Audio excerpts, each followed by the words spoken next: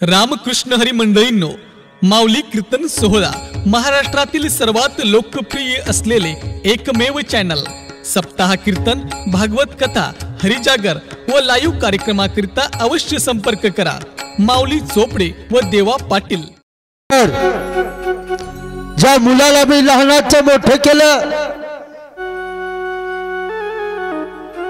ज्या पत्नीला मी आपली मानित होतो, आशा होती ती माझ्या अंतकाळाला मला कामी येईल। जे मुलं मी लहानाचे मोठे केले, वाटत होतं येते ना माझ्या कामी, नाही आले हो। कोणाला वाटत होतो? टाइम पडल्यावर कळतंय टाइम। आपल्यावर जर वेळ आली ना, आपल्यावर खरी जर दुःखाचा प्रसंग आला ना, माणसाची ओळख होत असते हो, माणसाची ओळख। माणसं कळत असतात।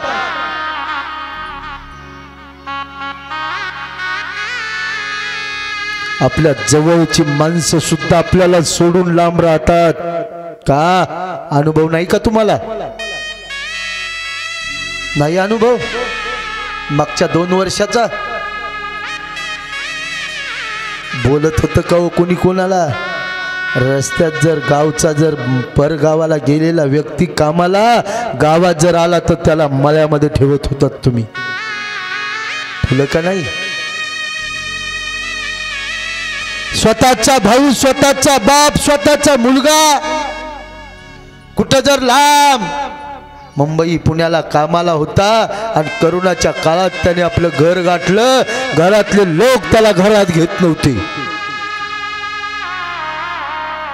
तोंडाला बांधित होते तोंडाला, आणि सांगितलं याला तिकडं राहू द्या 14 दिवस। का?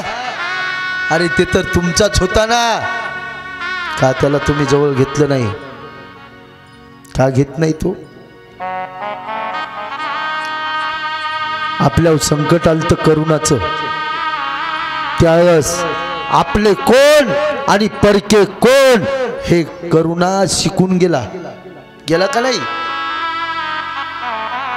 बरंच काही शिकवलं त्या करुणाने।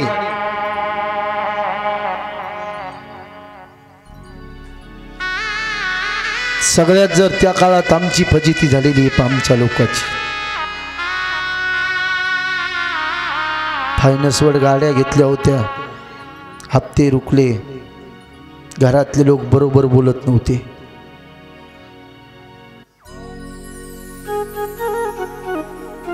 आम्ही ज्याच्यासाठी रात्र नाही दिवस फिरतो ते लोक आम्ही ओळखले। भागवत कथा ही जीवनामध्ये माणूस माणूस ओळखणारी। आपलं कोण आहे हो? कोण आहे आपलं? काय आहे आपल्याकडं? हे कधी कळालं? संकट आल्याच्या नंतर माणसाला आपली माणसं कळत असतात। आणि जीवनामध्ये गेला जमाना, बदलून गेला निसर्ग, बदलून गेला जमाना, बदलून गेला निसर्ग, बदलून गेला जमाना, बदलून गेला निसर्ग,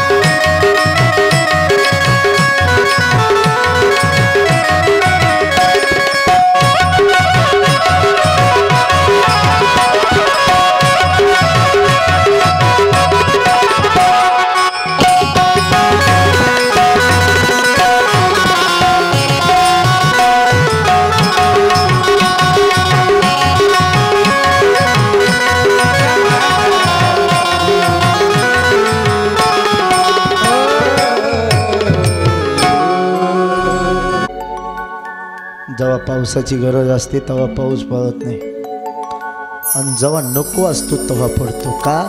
माणसं बदलली की निसर्ग बदलत असतो. पहा, माणसं म्हणतात ना, गेले ते दिवस राहिल्या त्या आठवणी.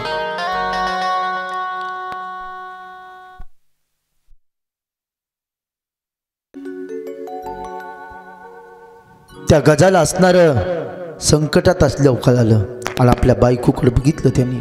हे सोडव ना मला. सोडीन का हो बायको? बायको डोळ्याने मरण बघत असते बरं. मालक असा पडलेला असतो बाजाव, आणि सगळे चमच्या चमच्या दूध घालतील. तो रडत असतो, अरे या काळापासून मला सोडवा ना. स्वतःच्या धर्मपत्नीला तो गज बोलत होता, ए सोडव ना मला. नकार दिला. स्वतःच्या मुलाला बोलत होता, ए मुलांनो, हो लेकरांनी, तुमच्यासाठी बरंच काही केलं, सोडवा ना मला याच्यातून. मरणाऱ्या माणसाचं मरण सगळे घरातले लोक डोळ्याने बघत असतात. सोडिता का तुम्ही त्याला? तुका मन तू सोडवी नकोनी, तुका मन तू सोडवी नकोनी. क्या बात है.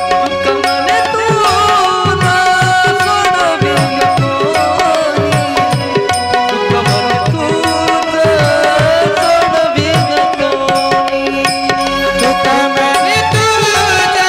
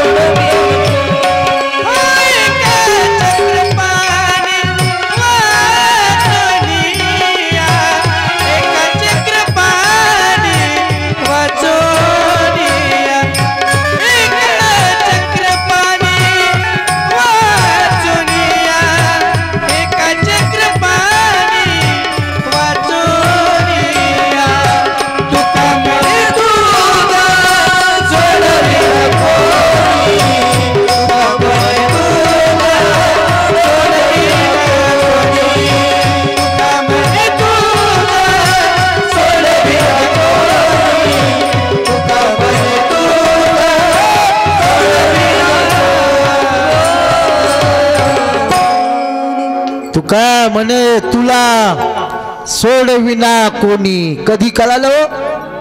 कधी कळालं? अगोदर जर कळालं असतं तर माणसाला कळतं. पण अंत काळाच्या वेळी आमच्या गजाला कळालं, आपली पत्नी सोडित नव्हती, आपले मुलं सोडित नव्हते, आता मला कोण सोडित. दुःख झालं हो. मरणाचं फार मोठं दुःख आहे, आणि आपल्या माणसाने आपल्या माणसाला धोका दिला. कैर की बात छोड़ो, हम अपने आप को चाहते हैं, लोग कांटों से चलते हैं, हम फूलों से जख्म होते. आपले माणसं आपल्या माणसाला टाकून बोलले. आपले माणसं जर अंत काळाला आपल्या कामी नाही आले, काय फायदा आहे? करायचं कोणासाठी? मग कळालं, ज्या पत्नीला मी माझी माझी माझी म्हणत होतो ना, ती अंत काळाच्या वेळी माझ्यापासून 5 पावलं दूर आहे. अरे ज्या लेकराला मी काबाड कष्ट भरवलं, काबाड कष्ट केले, काम केलं, भरवलं, लहानाचं मोठं केलं, पण अंतकाळाच्या वेळी ते आपल्या डोळ्यांनी माझं मरण बघता ते कोणाला वाटत होतं? गजाला वाटत होतं. आणि या गोष्टीचं त्याने दुःख केलं, पण दुःखात असणारं वैराग्य होत असतंय पा. जेवढं दुःख झालं त्या दुःखात त्याने आपला प्राण त्याग केला नाही, आपल्या दुःखामध्ये आपला जीव सोडला नाही, तर त्या दुःखात त्या गजाने वैराग्य केलं, वैराग्य झालं. आणि तेवढ्या अंतकाळाच्या वेळी त्या गजाने आपली सोंड होती ना, त्या सोंडीने असणारं एक कमळ असणारं असं सोंडीत घेतलं आणि वर फेकलं आणि जगाच्या मालकाचा धावा केला. येई गा विठ्ठला, येई गा विठ्ठला, येई गा विठ्ठला, विठ्ठला, येई गा विठ्ठला.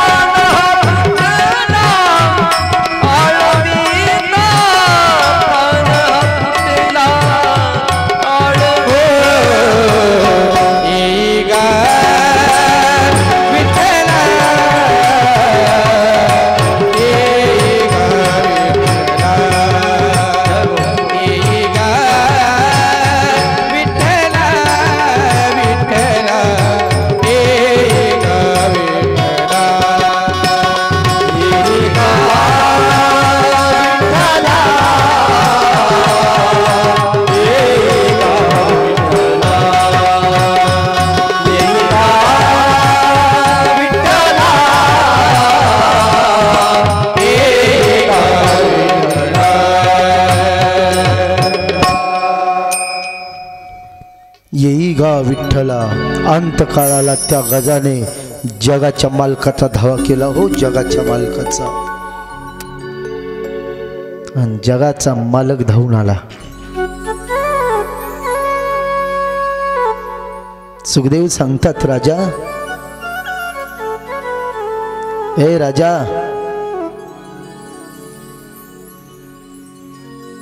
त्या गजाने अंतकाळाला जगाच्या मालकाचं स्मरण केलं.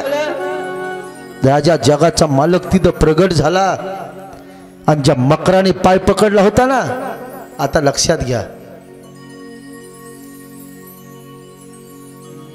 अगोदर त्या मकराला पाण्याच्या वर काढलं आणि गजाच्या अगोदर मकराचा उद्धार केला. जगाचा मालक आलता कोणासाठी? आलता कोणासाठी? गजासाठी. बघा, आणि अगोदर उद्धार कोणाचा झाला? त्या मकरांनी का ध्यान केलं, का नाव घेतलं होतं? काय केलं? कोणतं भजन केलं त्या मकरांनी की गजाच्या अगोदर, गजाच्या अगोदर, गजाच्या अगोदर मकराचा उद्धार? कारण काय? हा सिद्धांत आहे, याचा वेदांत निघन समोर दृष्टांत आहे. अरे त्या गजाने, त्या मकराने काहीच केलं नव्हतं. काय केलं? फक्त गजाचा पाय पकडला होता. लक्षात आलं का तुमच्या? जीवनामध्ये तुम्ही काहीच करू नका. तुका म्हणे उद्धारत होई आणि मज ठेवी पायी संताची. बस तुम्ही कसे आहात, तुम्ही किती पापी आहात, तुम्ही काय करता, काहीच नाही. ए देवा, ए देवा, एकदा मस्तक हे पायावरी या वारकरी संताच्या. संपलं. उद्धार होण्यासाठी लय सोपं साधन आहे, पण ते गौसलं पाहिजे तुम्हाला. किती सोपं आहे, किती. असं कोणाचं झालं का हो? अजून लक्षात घ्या, अजून थोडं सांगतो. प्रभाते नाव न घ्यावे माकडाचे, सकाळी उठल्याच्या नंतर माकडाचं नाव घेऊ नये. पण त्या वाण्यारात बघा तुम्ही, कपी कुळ उद्धारिले मुक्त केले राक्षस. काऊन? सकाळी जर वाण्याराचं नाव घेतलं, अशीपत्र नावाच्या नरकाला जावं लागतंय. पण सुखदेव सांगतात, राजा त्याच वानर सैन्याने माझ्या हनुमंतरायाचे पाय धरले. वानर जाऊ द्या हो, राक्षसाचा उद्धार केला. कशाचा? का केला? पाय धरले हो. पाया कोणाच्या पडायचं हे कळालं पाहिजे. हे भागवत सांगतंय. पायाची ताकद सांगू का तुम्हाला? संत मीराबाई, त्याच्याकडे असणारी एक दासी होती, पा दास्यत्व करत होती. एक दिवस मीराबाई आपल्या 20 वर्षाच्या मुलाला सोबत घेऊन आली. ती दासी मीराबाईच्या घरी 20 वर्षाच्या मुलाला सोबत घेऊन आली. दासीच्या मुलाने संत मीराबाईला पाहिलं आणि अनपाणी सोडलं. 2-4 दिवस झाले, 8 दिवस झाले, दासी खराब होऊ लागली. तिनं पण आपल्या मुलाच्या धसकीनं तिनंही अनपाणी सोडलं.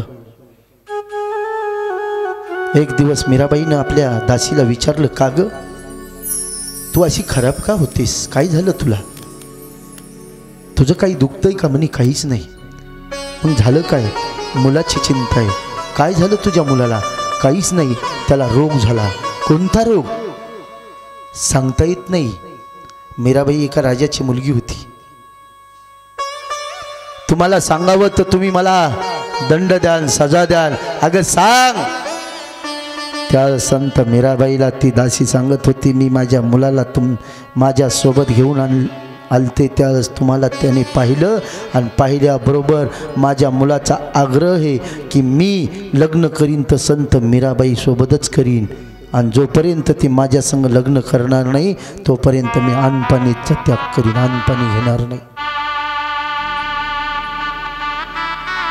त्या मुलाच्या धसकीने त्यानेही अनपाणी सोडलं आणि मीही सोडलं. तुम्ही राजाची मुलगी आहात आणि मी मोल करीन, मी तुमची दासी आहे, आम्ही भिकारी आहोत. मीराबाईने सांगितलं, एवढं साधं? अगं घेऊन ये त्याला, मी त्याच्या सोबत लग्न करायला तयार आहे, पण त्याला सांग माझी एक आट राहील. मी त्याला सांगते, त्याला ये घेऊन. ज्यावेळेस ती दासी असणारी आपल्या मुलाला बोलत होती, राजाची मुलगी तुझ्या सोबत आता लग्न करायला तयार आहे, चल. थाटात नटून तो दासीचा मुलगा मीराबाईकडे आला.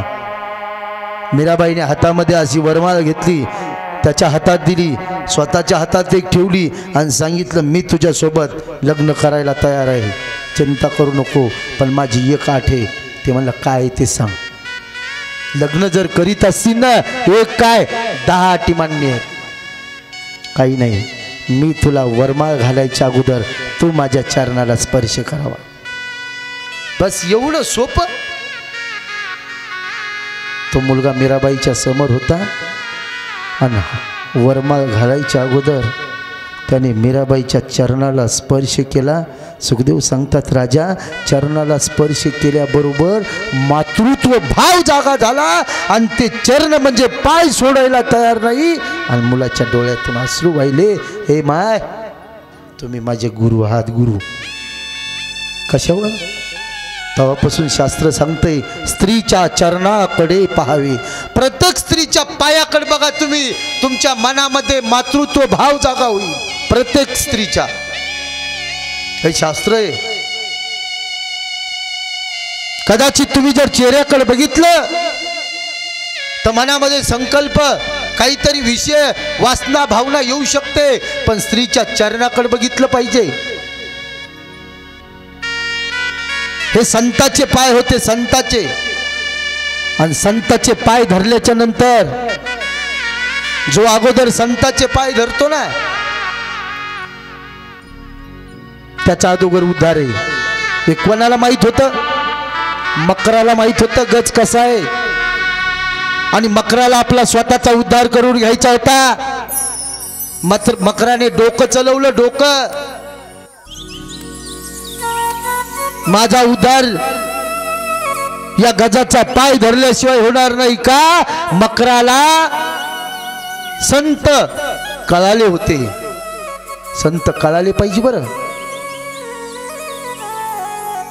आपण परेशान येतो. सुखदेव सांगतात, राजा जगाच्या मालकाने त्या मकराला बाहेर काढलं. अगोदर मकराचा उद्धार आणि नंतर गजाचाही उद्धार केला. नंतर केला गज हा दिव्य स्वरूप झाला. मकराचा